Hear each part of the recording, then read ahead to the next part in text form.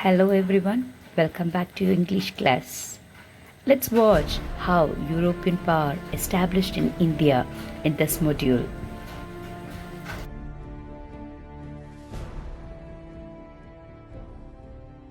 The sea is rough and stormy, but these sailors from Portugal won't turn back.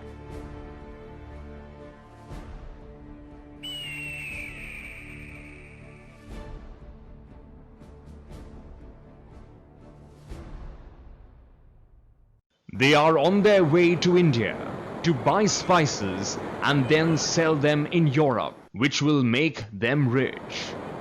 They want to travel by sea because the journey is safer.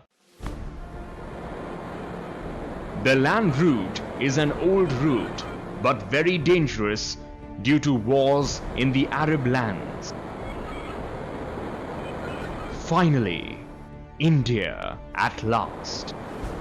The Portuguese, led by their captain Vasco da Gama, land in Calicut, India in 1498. The first thing Vasco da Gama did on landing in Calicut was to meet the local ruler, or Zamorin.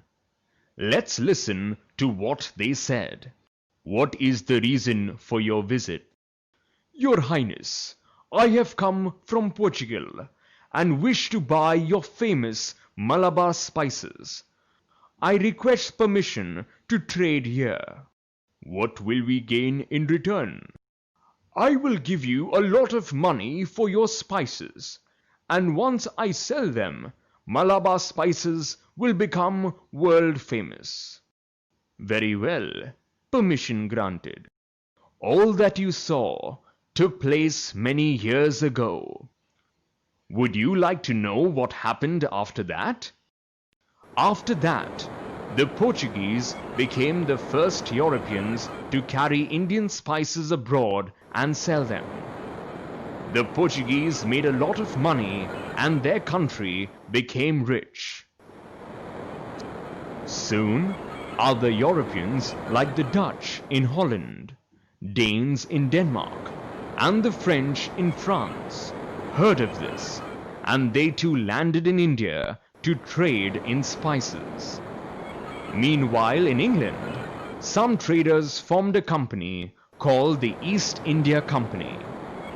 In 1600, their queen gave them the Charter of Trade to trade with India and Asia. After getting the charter to trade, ships of the East India Company landed in India to trade in spices, cotton, and sugar. When the East India Company first came to India, the ruler was Jahangir, the Mughal emperor. Soon the British asked him for permission to start trading. The emperor allowed the British to set up a factory in Surat.